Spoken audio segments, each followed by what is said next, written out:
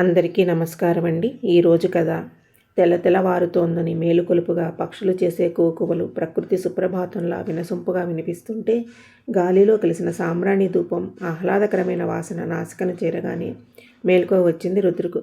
కళ్ళు తెరవకుండా చిరునవ్వు చిందిస్తున్న రుద్రు మీదకు కొద్దిగా వంగి ఉఫ్ అని ముఖంపై చిన్నగా గాలి ఊదింది మహిమ ముంగురాల నుంచి జాలువారిన నీటి బిందువులు ముఖంపై పడగానే చిన్న పిల్లగాలి మృదువుగా తాకడంతో చిరునవ్వు నవ్వుతూ కన్నులు తెరిచాడు రుద్రు. శుభోదయం శ్రీవారు అని చిరునవ్వుతో ప్రేమగా పలకరించిన మహిమకు శుభోదయం శ్రీమతి గారు అని చిరునవ్వుతో బదులిచ్చాడు. చంద్రబింబం లాంటి ముఖం, విల్లులా వంగిన కనుబొమ్మలు, వాటి కింద మీనాలు ఈదుతున్నట్లుండే కలువకళ్ళు కాటుకతో మరింత విశాలంగా కనిపిస్తున్నాయి.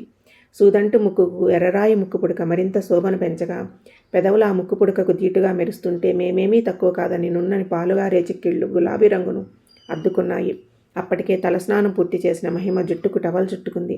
ముందుకు జారిన ముంగురాల నుంచి నీటి బిందువులు శంఖం లాంటి మెడపై నుండి వేగంగా కిందకి జారుతూ రుద్రు కట్టిన తాళిబొట్టును చేరుతున్నాయి.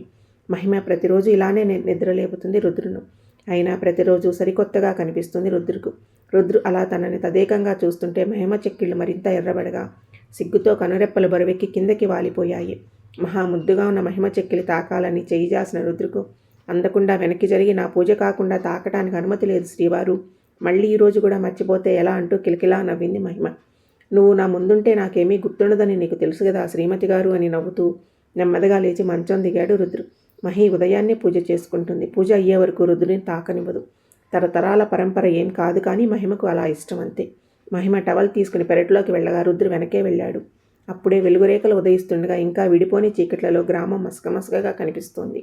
పెరట్లోకి వెళ్ళగానే చల్లని చిరుగాలి తాకిడికి మేను పులకరిస్తోంది. మహిమ బావిలోంచి నీళ్లు తోడి బకెట్లో పోసి రుద్రు చేతికి బ్రష్ అందించింది.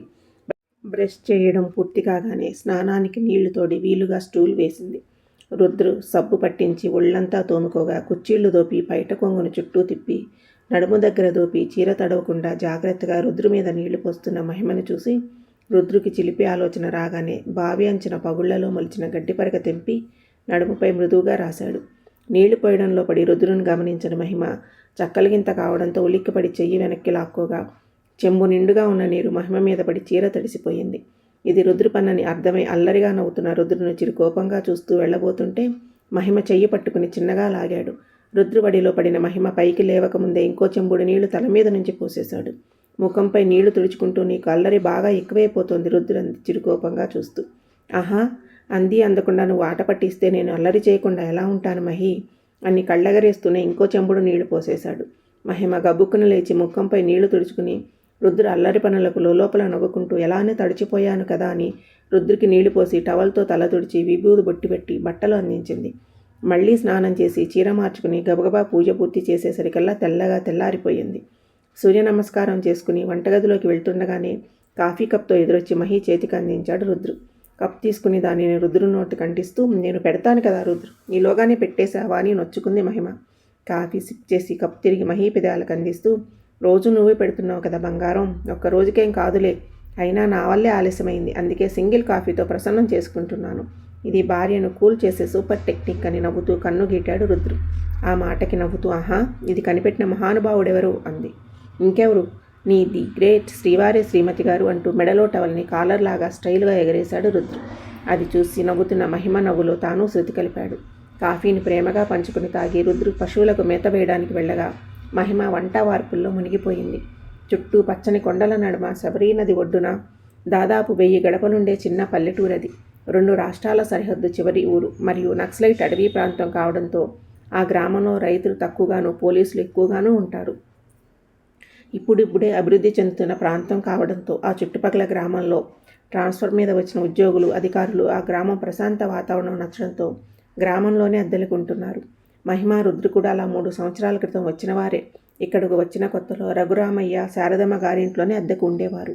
ఆ గ్రామ వాతావరణం, ఇక్కడి మనుషులు, కలుపుగోలుతనం, ప్రేమాభిమానాలు నచ్చి వాళ్ళు ఇంటి పక్కనున్న ఖాళీ స్థలాన్ని కొనుక్కున్నారు రుద్రు మహిమ.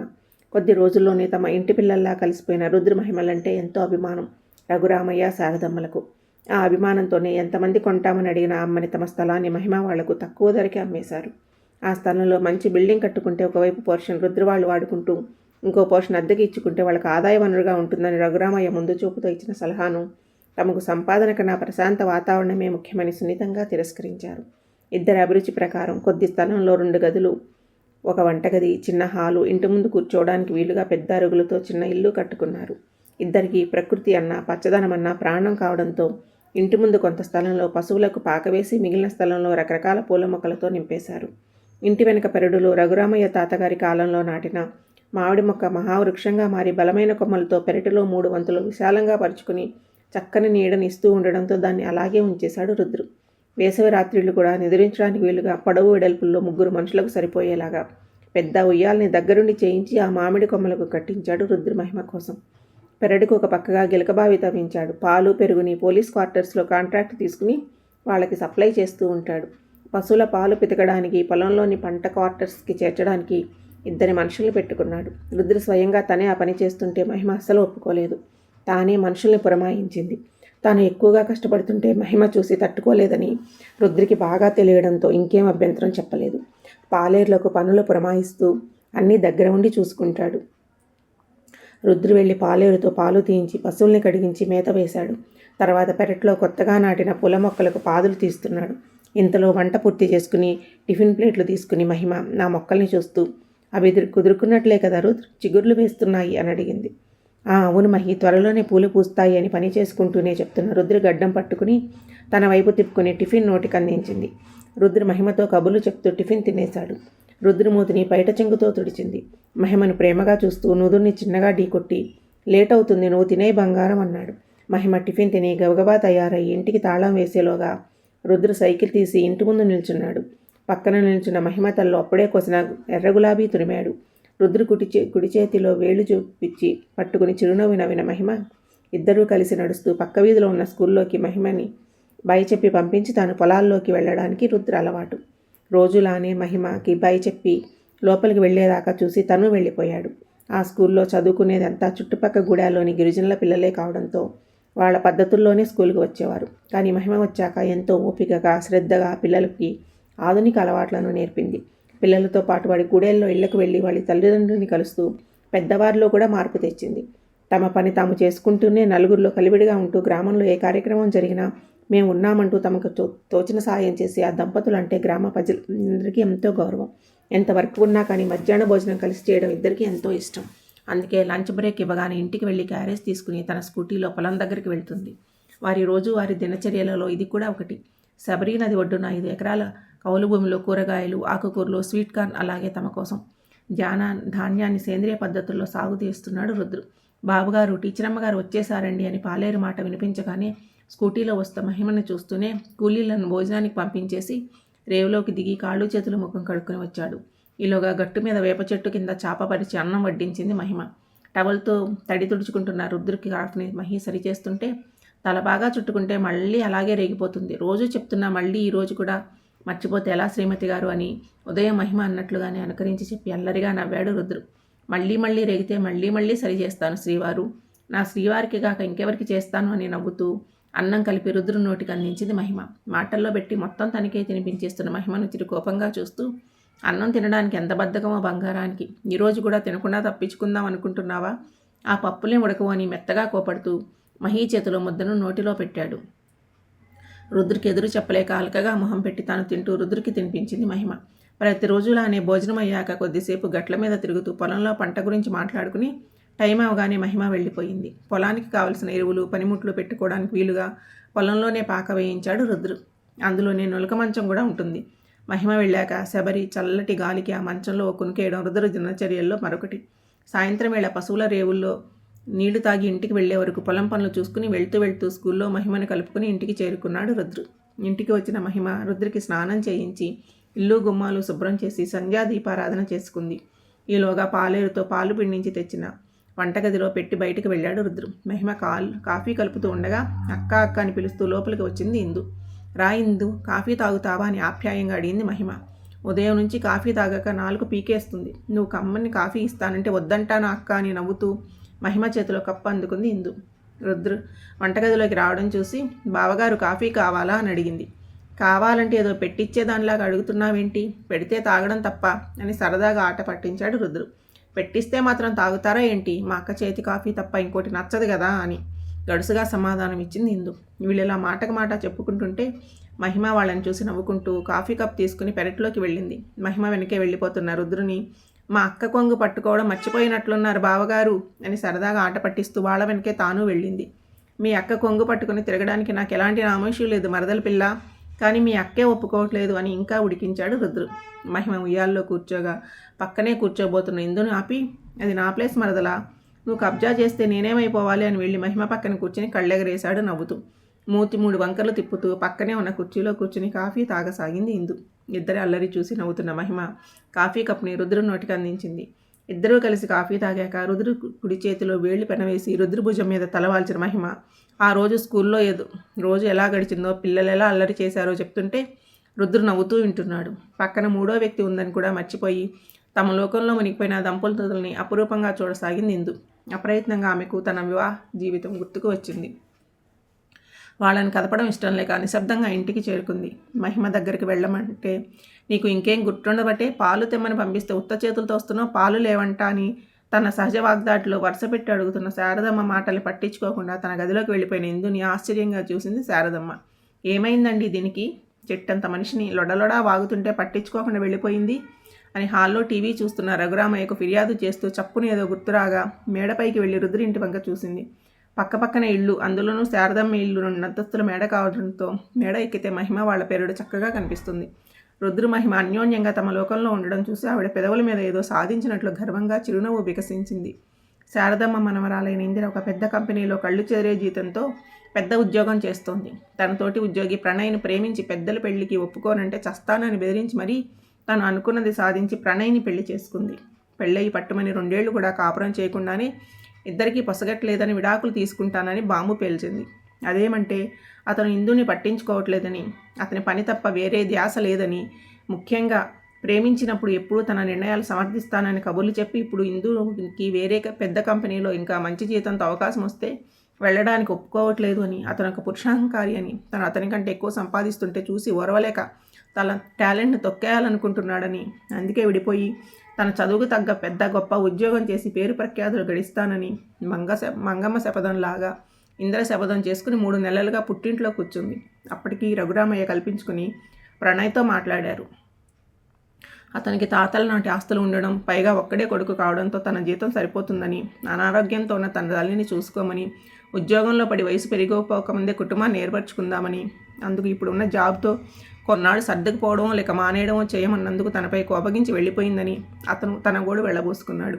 పెద్ద చదువులు చదివి పెద్ద ఉద్యోగం చేస్తానన్న పొగరుతో, తెలిసి తెలియని విమిడి జ్ఞానంతో అనవసర అపార్థాలు సృష్టించుకుని విడాకుల వరకు వెళ్ళిన తమ మనవరాలదే తప్పని అర్థమై ఇందిరకు నచ్చజెప్పబోయారు. కానీ ఇందిర తన మొండి పట్టు విడవలేదు. గట్టిగా మాట్లాడితే చస్తానని బెదిరిస్తుంటే శారదమ్మకు మదిలో చప్పున మహిమా రుద్రులు మెదిలారు.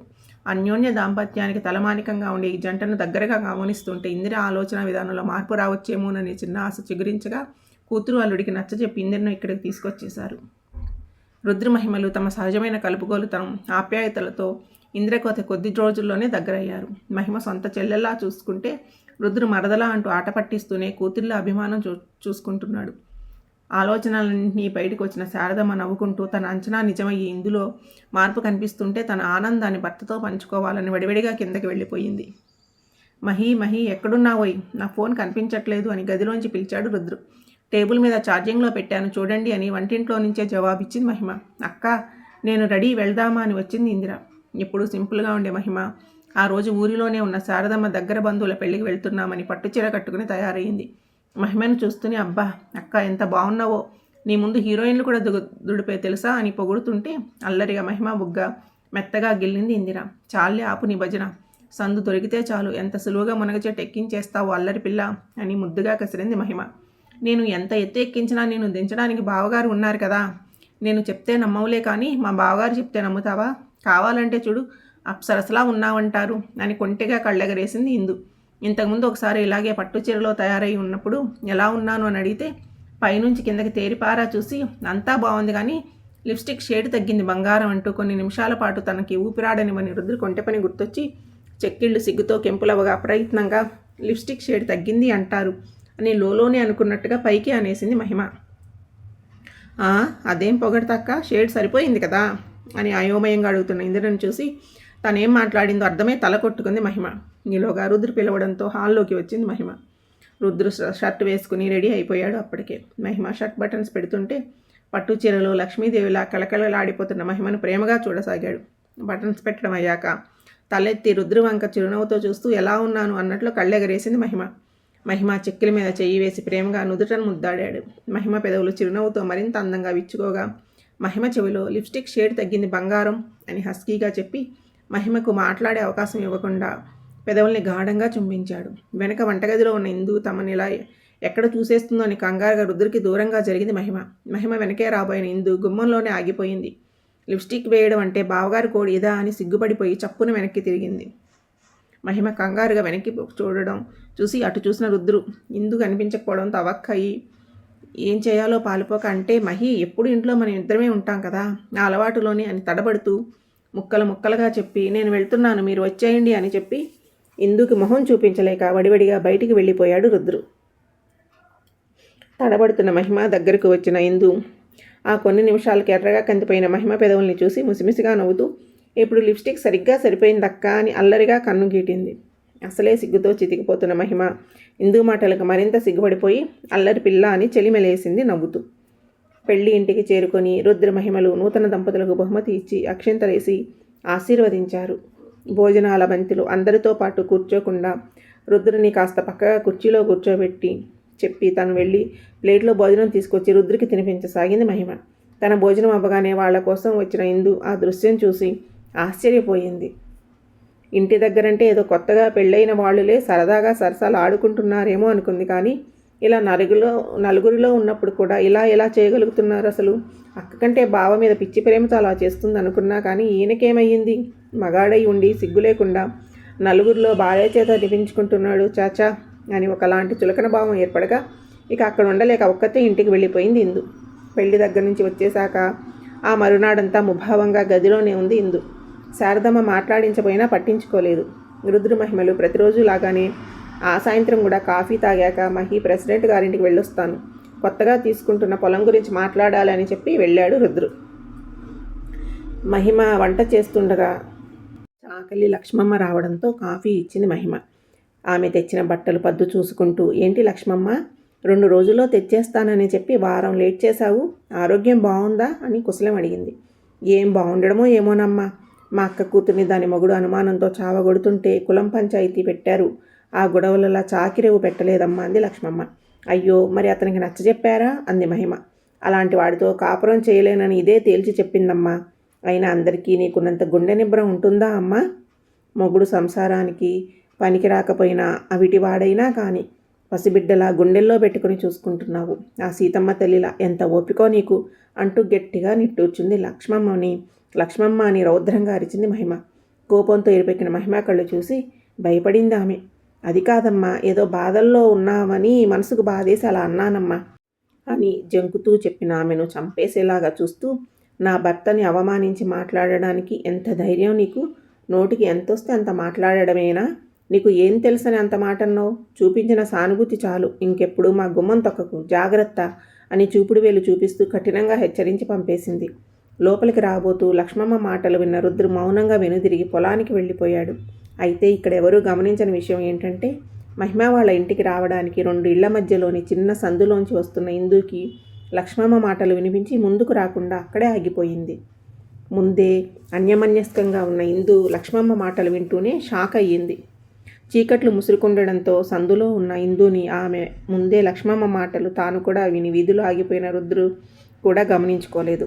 ఇంట్లోకి వెళ్లకుండా రుద్రు వెనక్కి తిరిగి వెళ్ళిపోవడం చూసిన ఇందు అసలేం జరిగిందో వాళ్ళని ఎలా అర్థం చేసుకోవాలో తెలియని అయోమయంలో వెనుదిరిగి నెమ్మదిగా తన గదిలోకి వెళ్ళిపోయింది. పొలానికి వెళ్ళిన రుద్రు పాకముందు నులక మంచం మీద పడుకొని కళ్ళు మూసుకోగానే లక్ష్మమ్మ మాటలు చెవిలో మారుమ్రోగుతుంటే కొద్దిగా బిగుసుకుంటున్న తన కుడి చేతి పిడికిల్ని చూసుకున్నాడు రుద్రు. గతం జ్ఞాపకాలు కళ్ళ ముందు మెదిలాయి. చిన్నప్పుడే తండ్రిని కోల్పోయిన రుద్రును రెక్కలు ముక్కలు చేసుకుని ప్రేమగా పెంచి పెద్ద చదువులు చదివిస్తున్నారు తన తల్లి సీతామహాలక్ష్మి. కాలేజీలో రుద్రుకి జూనియర్ మహిమ. ఇద్దరూ తొలిచూపులోనే ఇష్టపడ్డారు. ఆ ఇష్టం కొద్ది రోజుల్లోనే గాఢమైన ప్రేమగా మారిపోయింది. రుద్రు చదువు పూర్తి అవుతుండగానే రుద్రుకు జాబు వచ్చింది. మంచి సంబంధం వచ్చింది అని మహిమకు పెళ్లి ప్రయత్నాలు మొదలుపెట్టిన తన కుటుంబ సభ్యులకు ధైర్యం చేసి తన ప్రేమ గురించి చెప్పి రుద్రుని పరిచయం చేసింది మహిమ. కూడు పెట్టలేని కులం కట్టుబాట్ల కోసం, ప్రాణాలు కాపాడలేని పరువు ప్రతిష్టల కోసం ప్రాణాలిచ్చే గొప్ప కుటుంబం కావడంతో వారి ప్రేమను ఒప్పుకోకుండా రుద్రుని ఘోరంగా కొట్టి తిట్టి అవమానించి గెంటేసి మహిమను నిర్బంధించారు. మారని మూర్ఖుల కోసం తన ప్రేమను బలి చేయలేక రుద్రు దగ్గరికి చేరుకుంది మహిమ. మహిమ చదువయ్యే వరకు పెళ్లి చేసుకోనన్న రుద్రుకు ఇంటిలోంచి వచ్చేసిన ఆడపిల్లకు సమాజంలో ఎదురయ్యే అవమానాలు, అవహేళనలను బోధించారు సీతగారు. సీతామహాలక్ష్మి గారి ఆశీస్సులతో గుడిలో మహిమను వివాహం చేసుకున్నాడు రుద్రు. మహిమ చదువు పూర్తయ్యే వరకు కొత్త జీవితం మొదలు పెట్టమని రుద్రు చెప్పగా అత్తమ్మకు తోడుగా ఉండి చదువుకుంటానని సీతగారితో వెళ్ళిపోయిన మహిమ సీతగారి ప్రేమలో కూతురిలా మారిపోయింది. 2 సంవత్సరాలలో చదువు పూర్తి చేసి జాబ్ తెచ్చుకుంది. సీతగారి ఆశీస్సులతో కొత్త జీవితాన్ని మొదలుపెట్టబోయే ముందు ఎంతో సంతోషంగా దైవ దర్శనానికి వెళ్ళొస్తున్న వారికి జరిగిన ఘోర ప్రమాదంలో సీతగారు అక్కడికక్కడే మరణించగా ఇద్దరూ తీవ్రంగా గాయపడ్డారు. మహిమ పర్లేదు కానీ రుద్రుకి వెన్నెముకకు బలంగా దెబ్బ తగలడంతో కుడివైపు శరీరం చలనం కోల్పోయింది. రుద్రు స్థానంలో మహిమనే సీతగారికి అన్ని కార్యక్రమాలు దగ్గరుని జరిపింది.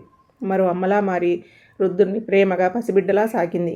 మహిమ ప్రేమలో చాలా త్వరగా కోలుకున్న రుద్రు నెమ్మదిగా లేచి నడవగలుగుతున్నాడు. కుడి చేతిలో స్పర్శ లేకపోవడంతో పరీక్షించిన డాక్టర్, రుద్రు మీరు చాలా బాగా కోలుకుంటున్నారు, కానీ కొంతకాలం మీరు దాంపత్య జీవితంకు దూరంగా ఉండాలి అని చెప్పగా, కొంతకాలం అంటే ఎన్నాళ్ళు డాక్టర్ అని అడగగా, చెప్పలేం రుద్ర, నీ వెన్నుముక చాలా సున్నితంగా ఉండడంతో సగం ఛాన్స్ ఉంది.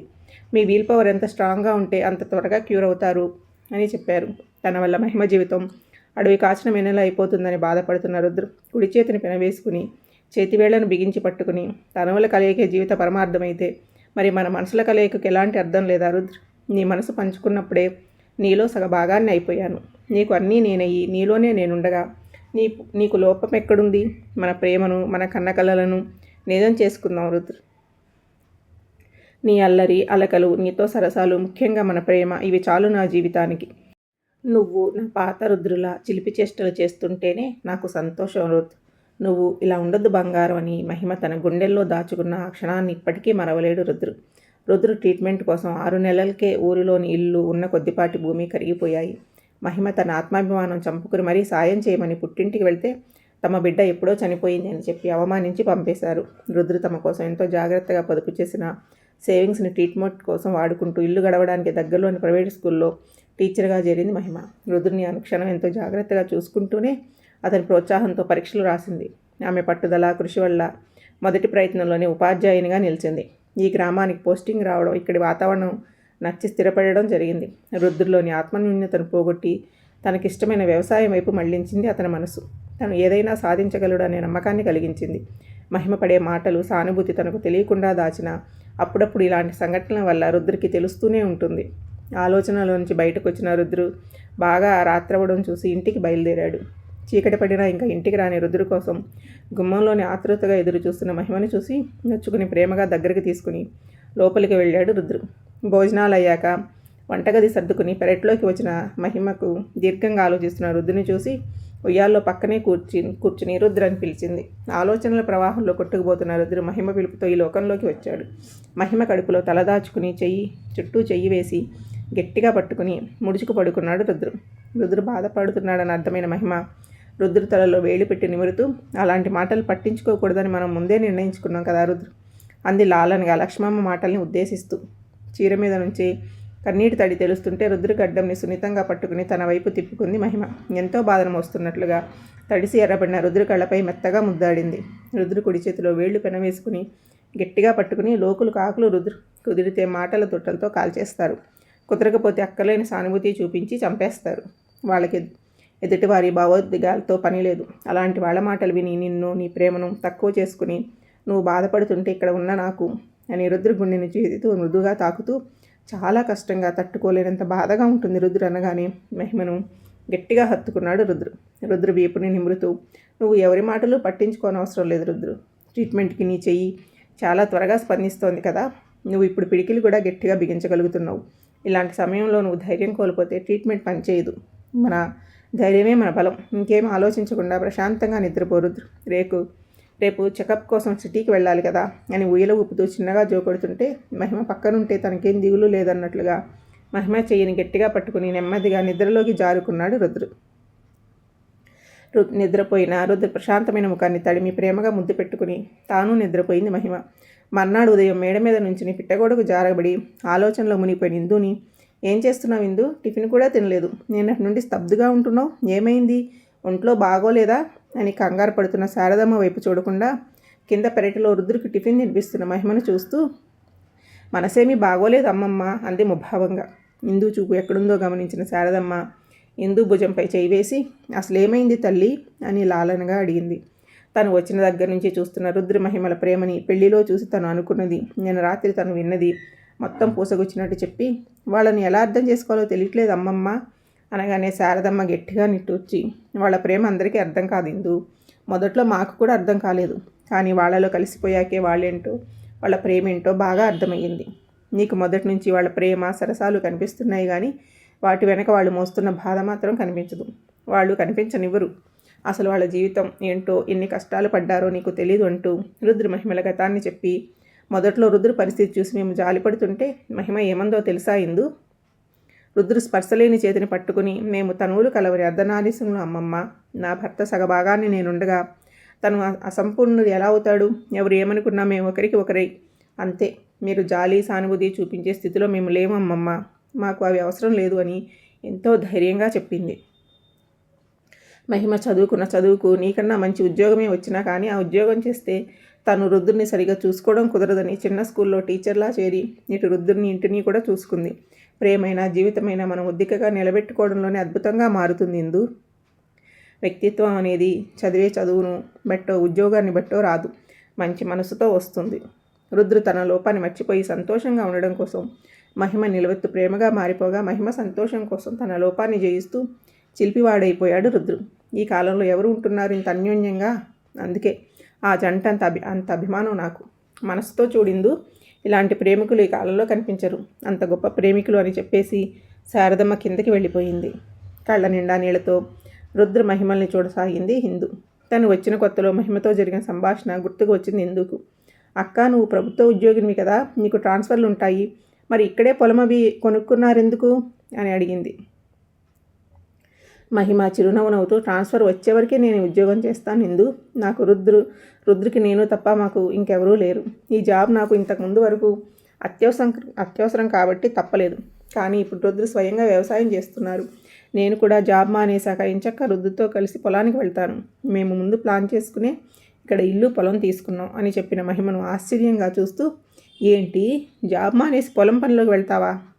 ఎంత షేమ్ తెలుసా అక్క అని తను అంటే, నా రుద్రు చేసే పనే నేను చేస్తున్నాను, తను చేసినప్పుడు రాని చిన్నతనం నేను చేస్తే ఎందుకు అవుతుంది ఇందు అని తేలికగా చెప్పిన మహిమ మాటలు అప్పుడు రుచించలేదు, కానీ వాటిలోని లోతైన భావం ఇప్పుడు అర్థమవుతుంటే ఇప్పటివరకు వాళ్ళ మీద ఉన్న అభిమానం గౌరవంగా మారిపోగా, వారిలానే ప్రేమ వివాహం చేసుకున్న తాను ఎంత అధమస్థాయికి జారిపోయిందో అర్థమవుతుంటే ఇందిర్లో అంతర్మదనం ఆరంభమయ్యింది.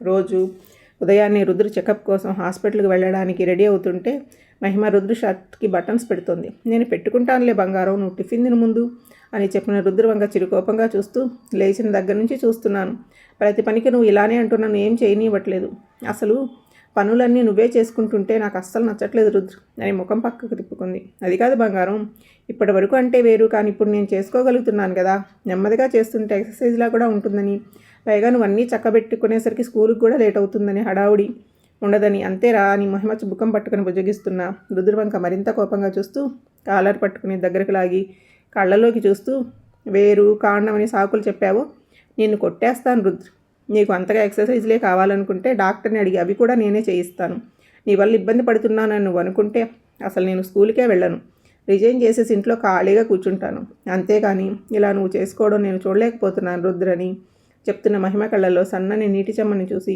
రుద్ర కలవరపడ్డాడు. మహిమ నడుము చుట్టూ చేతులేసి దగ్గరకు తీసుకుని మహిమ ముక్కుపై తన ముక్కు కోసం తారంగా రాస్తూ, జాబ్ మానేసి ఇంట్లో ఏం చేస్తుందో నా శ్రీమతి అని చిలిపిగా అన్నాడు మహి మూడ్ మార్చడానికి. రుద్ర కళ్ళలోకి చిరునవ్వుతో చూస్తూ, అప్పుడు ఎంచక్క ఏ కంగారు లేకుండా మీ ప్రతి పని నేనే చేస్తాను శ్రీవారు అంటూ రుద్రుని హత్తుకుని, నిద్ర లేచిన దగ్గర నుంచి నీ ప్రతి పని నేనే చేయాలి, నువ్వు ప్రతిదానికి మహి అది ఎక్కడుంది, మహి ఇది ఎక్కడుంది, మహి బటన్స్ పెట్టు, మహి క్రాఫ్ట్ సెట్ చెయ్యి, మహి అన్నం తినిపించు, మహి కాఫీ పట్టుకురా అని నువ్వు అన్ని పనులు నాకే చెప్తూ ఉంటే నేను అన్నీ చేసి పెడుతూ ఉంటాను రుద్ర, నీకు చేసే ప్రతి పని నాకు ఎంతో సంతోషాన్ని ఇస్తుంది. నీకు తెలియదు రుద్రు అని మెరుస్తున్న కళ్ళతో చెప్తున్న మహిమ ఒక్కసారి డల్ అయిపోయి, నీకు నువ్వే అన్నీ చేసుకుంటుంటే నేను నీ నుంచి వేరు అనే భావన ఉదయం నుంచి నన్ను ఉక్కిరిబిక్కిరి చేసేస్తుంది. ఆ ఫీలింగ్ నేను చెప్పలేకపోతున్నాను.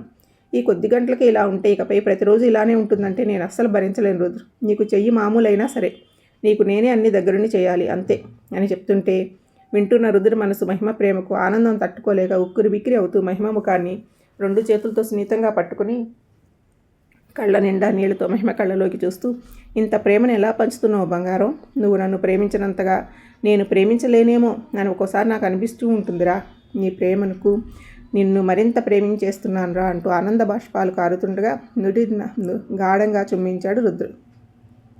ఇంతలో కారు వచ్చిందని డ్రైవర్ ఫోన్ చేయడంతో రుద్రు తల నీట్గా సర్ది నుదుటి మీద ప్రేమగా ముద్దు పెట్టింది మహిమ. రుద్రు గంటకు కాల్ చెయ్యి, కుదరకపోతే మెసేజ్ చెయ్యి, జాగ్రత్తగా వెళ్ళిరా, నేను కూడా వస్తానంటే వద్దని పట్టుబట్టి మరీ నువ్వు ఒక్కడివే వెళ్తున్నావని జాగ్రత్తలు చెప్తుంటే అన్నిటికీ నవ్వుతూ తలూపుతున్నాడు రుద్రు కారు ఎక్కుతుంటే చెయ్యి గట్టిగా పట్టుకుని, డాక్టర్ ఏం చెప్పినా సరే నువ్వు పాజిటివ్గానే తీసుకుని తిన్నగా ఇంటికే వచ్చేయాలి. నీకోసం ఎదురు చూస్తుంటాను రుద్రు, నువ్వు వచ్చే వరకు నాకు ప్రాణం కుదురుండదు అని బెంగగా చెప్పిన మహిని గట్టిగా హత్తుకుని, ఎలాంటి భయాలు పెట్టుకోకురా, అంతా మంచే జరుగుతుంది అని ధైర్యం చెప్పాడు. వీళ్ళు ఎప్పుడు చెకప్ కోసం వెళ్ళినా తనే ఎదురు రావడం వల్ల అలవాటుగా ఎదురు వచ్చిన శారదమ్మ రుద్రకారు వెళ్ళాక, అదేంటమ్మా నువ్వు వెళ్ళదైతే ప్రతిసారి ఇద్దరూ కలిసే వెళ్తారు కదా అని ఆశ్చర్యంగా అడిగింది. ఎటువంటి సందర్భంలో అయినా తాను ధైర్యంగా ఉండగలని, తనలోని ధైర్యం నాకు తెలియడానికి కావాలని రుద్రు ఒక్కరే వెళ్తున్నారమ్మమ్మ. రుద్రు మీద నాకు నమ్మకం ఉంది, అందుకే వద్దనలేదు అని చెప్పిన మహిమను మురిపంగా చూసింది శారదమ్మ. రుద్రుని చెక్ చేసిన డాక్టర్, వెరీ గుడ్ ఇంప్రూవ్మెంట్ రుద్ర్, మీ రిపోర్ట్స్ అన్నీ నార్మల్గా ఉన్నాయి. మీరు ఇంకా ఎలాంటి భయాలు లేకుండా సంతోషంగా ఉండవచ్చు. ఒక 4 రోజులు చేతికి చిన్న ఎక్సర్సైజులు చేస్తే తొందరగా నార్మల్ అయిపోతుంది. నాకు తెలిసి మీరు ఇంకా చెకప్ కోసం రానక్కర్లేదు. ఆల్ ద బెస్ట్ మిస్టర్ రుద్ర్ అని శుభవార్త చెప్పాడు డాక్టర్. అది వింటూనే రుద్ర మహాదానందపడ్డాడు. తనకు బాగైందని కాదు, మహిమకు ఇక మీదట ఎలాంటి సానుభూతులు ఉండవని, అందరిలా తాను భర్తతో సంతోషాలు పంచుకోగలదని అతని ఆనందం. కారులో కూర్చున్నాడే కానీ కుదురుగా ఉండలేకపోతున్నాడు. ఆ క్షణమే మహిమకు ఈ శుభవార్త చెప్పి ఆమె కళ్ళల్లో కనిపించే మెరుపు సంతోషం కళ్ళారా చూడాలని ఉవ్విళ్ళూరుతున్నాడు. రెక్కలు ఉంటే ఎగురుకుంటూ ఇంకా త్వరగా వెళ్ళిపోయేవాడినని విసుక్కుంటున్నాడు కూడా. ఇంటికి వస్తూనే దారిలో స్వీట్స్ తీసుకొచ్చాడు. గుమ్మంలోనే కూర్చుని తన కోసం ఆతృతగా ఎదురు చూస్తూ కారు దగ్గరికి పరిగెత్తుకొచ్చిన మహిమ నడుము చేత్తో చుట్టేసి గిర్రున తిప్పేశాడు రుద్రు. అప్పటికే విషయం చూచాయిగా అర్థమవుతుంటే రుద్రు ఇచ్చిన రిపోర్ట్స్ చూసి ఇకపై తను రుద్రుని ఎవరూ అవమానించలేరనే ఆనందంతో మాటలు రాక ఆనంద బాష్పాలతో చూపు మస్కబారగా రుద్రు మెడ చుట్టూ చేతులేసి గట్టిగా హత్తుకొని వెక్కి వెక్కి ఏడ్చింది మహిమ భావోద్వేగం అర్థమైన రుద్రు ఆమెను ఇంకాస్త గట్టిగా తనలోకి పొదువుకొని ఆ ఆనంద క్షణాలను చెమ్మగిలిన కళ్ళతో మౌనంగా ఆస్వాదించాడు. తొలిరేయి సుముహూర్తాన అందాన్ని పందిరి మంచాన్ని గదిని పూలతో అందంగా అలంకరించి అంతా తాను అనుకున్నట్లు రెడీ అయ్యిందా లేదా అని 1-4 సార్లు చెక్ చేసుకుని తృప్తిగా టల్లాడించాడు రుద్రు.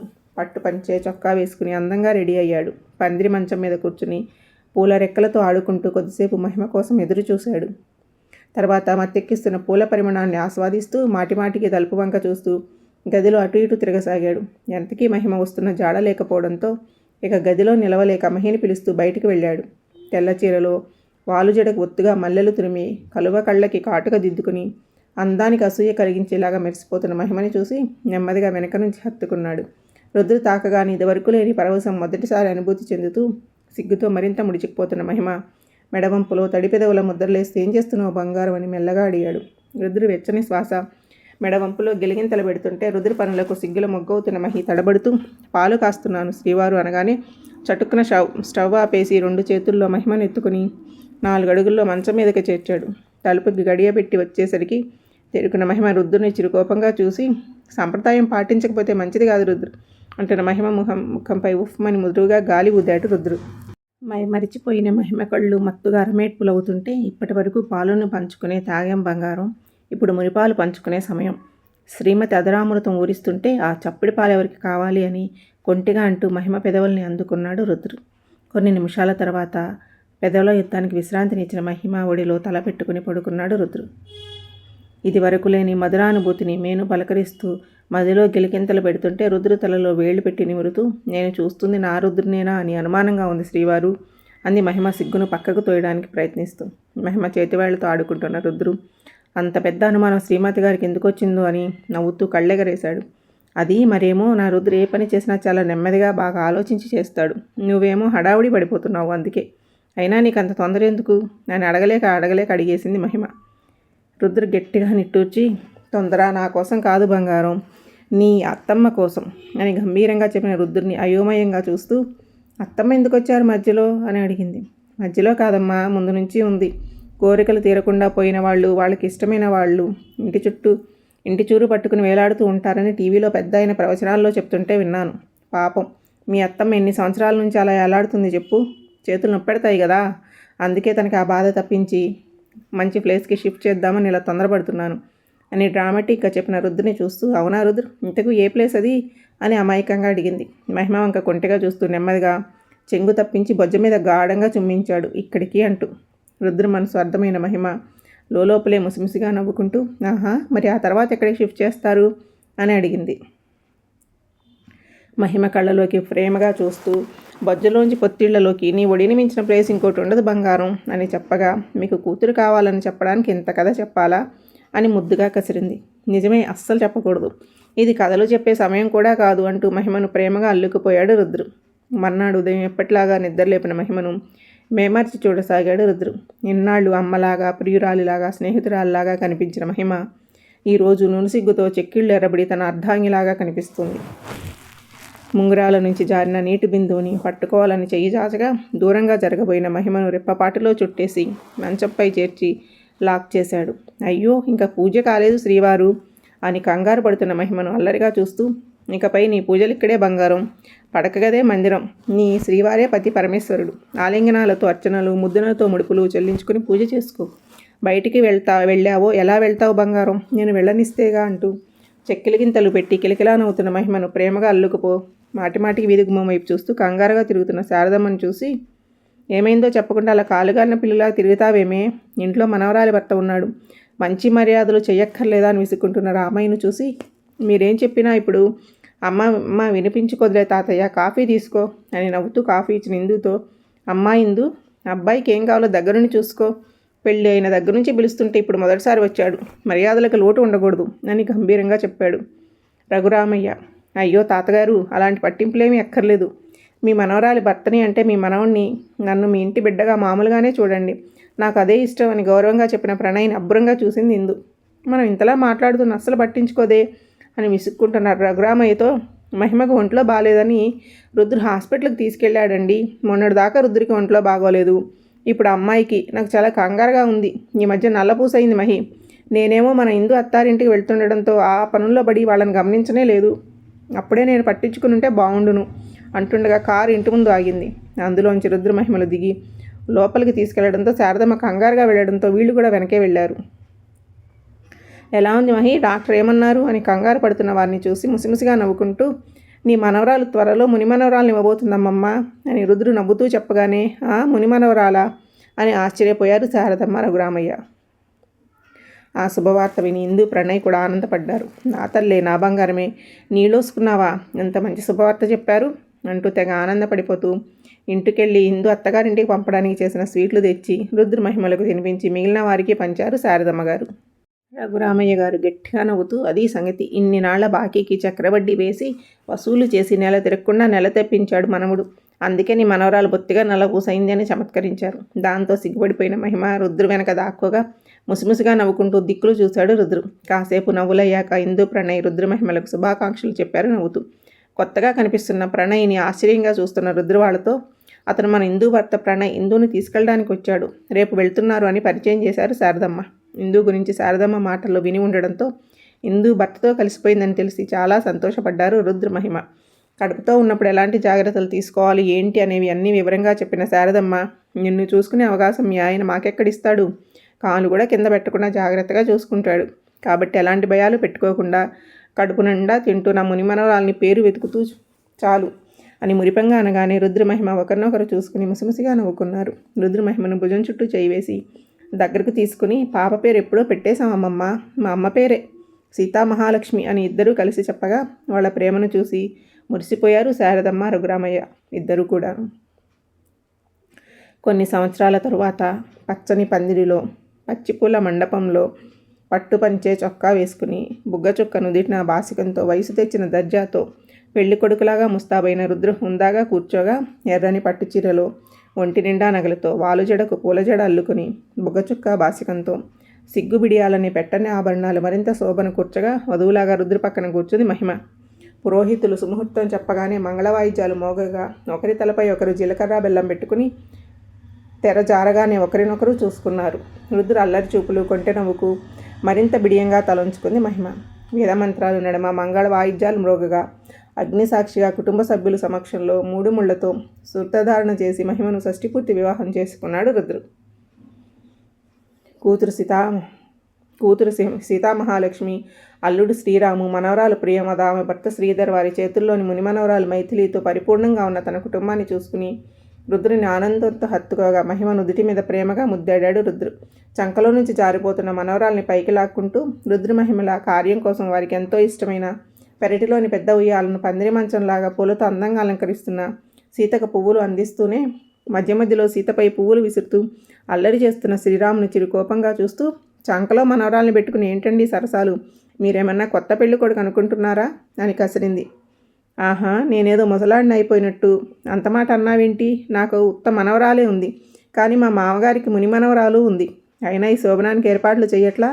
మరి నేను సరసమాడితే తప్పేంటట అని కళ్ళెగరేసి కొంటగా నవ్వుతూ సీత ముక్కు పిండాడు శ్రీరామ్.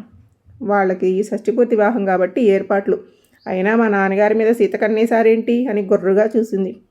సీత కన్ను కాదు, రామకన్ను కాదు బంగారం. మా మామగారు ఎంతైనా సుఖపురుషుడు, పెట్టి పుట్టారు. ఈ వయసులో కూడా ఆయన ఆడింది ఆట, పాడింది పాటలా సాగిపోతుంది అని అంటున్నాను అన్నాడు చమత్కారంగా. ఆహా, మీకేం తక్కువయ్యిందో, ప్రేమ ప్రేమ అని నా వెంటబడి వేధించి మరీ సాధించుకున్నారు. నేనంటే వాళ్ళ అమ్మని అనుకుని నన్ను అమ్మ అని పిలుస్తారు, కానీ అల్లుడిని తండ్రిలా నాన్న అని పిలిచే విడ్డరం ఎక్కడన్నా చూసామా? మీకే చెల్లింది కదా అలాగా ప్రేమగా చూసుకునే కూతురు, తండ్రిలా మీకు గౌరవం ఇచ్చి అనుకోగా ఉండే అల్లుడు, ఇదిగో కొత్తగా మీ చంకా దిగనని మనవరాలు ఉండగా ఇంకేం తక్కువైందని అంతలా సాధిస్తున్నారని మూతి తిప్పుతూ ఖాళీ పూలబుట్టని తీసుకుని లోపలికి వెళ్ళిపోతున్న సీతను నోరెళ్లబెట్టి చూస్తూ, నేనన్న చిన్న మాటకి ఇంత స్పీచ్ ఇచ్చి సాధించింది కాక మళ్ళీ తిరిగి నేను సాధించాను అంటున్నావు. పరమ శాంతమూర్తి అయిన మా అత్తగారికి కంచు కనకమ్మవి ఎలా పుట్టావే అంటూ వెనకే వచ్చిన భర్తను కోపంగా చూసి ముందుకు తిరిగి అతని కనబడకుండా ముసిముసిగా నవ్వుకుంటూ లోపలికి వెళ్ళిపోయింది సీత. హాల్లో గోడకు తగిలించిన దండేసి ఉన్న సీతామహాలక్ష్మి ఫోటో చూస్తూ, మా ఆవిడ నీ పోలికే అని మా మామగారు మురిసిపోతుంటే ఏమో అనుకున్నాను, కానీ అమ్మమ్మ, ఆ జన్మలో నీ గోల తట్టుకోలేక తొందరగా బకెట్ తన్నేసిన ఈ జన్మలో నీ మనవరాల దగ్గర మళ్ళీ బుక్ అయిపోయాను. ఏం చేస్తాం, అంతా తలరాత అని తమాషాగా అంటున్న శ్రీరామ్ చంకలోంచి తన కూతుర్ని తీసుకుంటూ, చాలా తొందరగా సత్యాన్ని తెలుసుకున్నారు మా మామగారు అని ముసిముసిగా నవ్వాడు శ్రీధర్. నవ్వు టైం మీది, మరి నీకేంటయ్యా అదృష్టవంతుడి, నా కూతురు కన్ని మా అత్తగారి పోలికలు, జాతకవంతుడులే అని ప్రేమగా అల్లుడి భుజం తట్టి వంటగదిలో ఉన్న సీతని చూస్తూ, సీతాలు సింగారం మాలచ్చి బంగారం, సీతామాలచ్చి అంటే శీలచ్చి అవతారం అని పాడుతూ సీత అలక తీర్చడానికి వెళ్ళిపోయాడు శ్రీరామ్. పండు వెన్నెల్లో పూల పాన్పుపై కూర్చుని పాల గ్లాస్తో శోభనం పెళ్లికూతురులా వచ్చిన మహిమను అపురూపంగా చూస్తున్నాడు రుద్రు. పాలు పంచుకుని తాగి రుద్రు కుడి చేతిని పెనవేసుకుని చేతివేళ్లు బిగించి భుజంపై తలవాల్చిన మహిమ తలపై చిరుముద్దిచ్చి తలపై తన గడ్డ వాంచి కళ్ళు మూసుకున్నాడు రుద్రు. పిల్లలు మనవాళ్ళ ముందు పెళ్లి చేసుకుంటుంటే సిగ్గుతో తలెత్తుకోలేకపోయాను శ్రీవారు. వాళ్ళంటే చిన్నపిల్లలు అడిగారే అనుకోండి, మీరు వద్దనాల్సింది అని సిగ్గుగా అంటున్న మహిమను ఒడిలో పడుకోబెట్టుకుని ముంగురాలు సరిచేస్తూ, ఎన్ని జన్మలో ఎంతెంత పుణ్యం చేసుకుని ఉంటే ఈ జన్మలో నువ్వు నాకు ఇంత సులువుగా దొరికేసావు బంగారం. నన్ను ప్రేమిస్తున్నానని చెప్పిన క్షణం నుంచి ప్రతి క్షణం నీ ప్రేమను రెట్టింపు చేసి నా మీద ప్రేమ వర్షం కురిపిస్తూనే ఉన్నావు. నిజంగా నా బంగారానివి బంగారం అని ప్రేమగా చెప్పి మహిమను దుటిని గాఢంగా చుమ్మించి, మళ్ళీ మనం పెళ్లి చేసుకున్నప్పుడు నీకు నేను, నాకు నువ్వు, మనకి అమ్మ తప్ప అక్షింతలేసి ఆశీర్వదించడానికి, అల్లరి చేసి ఆట పట్టించడానికి మనకెవరూ లేరు బంగారం. నన్ను కాదన్న నీ కుటుంబాన్ని నా మీద ప్రేమతో శాశ్వతంగా వదిలేసుకున్నావు. మనకి ముఖ్యమైన ప్రతి సందర్భంలో మన వాళ్ళు లేరని లోపల నువ్వెంత బాధపడేదానివో నువ్వు నాతో చెప్పకున్నా నీ మనసు నైనా నాకు తెలీదా చెప్పు? మన జీవిత ప్రయాణంలో నా కష్టసుఖాలలో నాకు తోడుగా కాకుండా నాలో సగభాగంలో అర్ధనారీశ్వర్లాగా నాలో కలిసిపోయిన నీతో మన వాళ్ళందరిలో ఎంతో సంతోషంగా అంగరంగ వైభవంగా నీకు ఇష్టమైన సాంప్రదాయ పద్ధతుల్లో మళ్ళీ నిన్ను నా దాన్ని చేసుకోవాలనే ఒప్పుకున్నాను. ఈ వివాహం మన ఇన్నేళ్లలో కనిపించని లోటుని తీర్చేయలేదా చెప్పు? ప్రేమగా అడిగిన రుద్ర ప్రతి మాట నిజం కావడంతో ఆనందంగా హత్తుకుంది మహిమ. కొద్దిసేపు ఇద్దరూ కౌగిలిలో సేద తీరారు. పెళ్ళి అంటే సరే కానీ తొలి రేయి నుంచి మీకు ప్రతి రేయి వెన్నెల రేయే కదా, మరి ఈ శోభనం మాటేంటి శ్రీవారు, దీనికేం చెప్తారు అని నవ్వుతూ కళ్ళెగరేసిన మహిమను ప్రేమగా గుండెల్లో పొదువుకుంటూ, నీ మీద ప్రేమను చెప్పడానికి మాటలు రావట్లేదు మహి, పాటలో చెప్పనా అంటూ మహిమ నుదుటిని గాఢంగా చుమ్మించి ప్రేమగా తన ప్రాణశకిని గుండెల్లో పొదువుకున్నాడు రుద్రు. వారి ఇరువురి మనసుల ప్రణయ సంగమాన్ని చూసి వెన్నెల రేడు తార కోసం చల్లగా ఆకుల చాటుకి జారుకున్నాడు.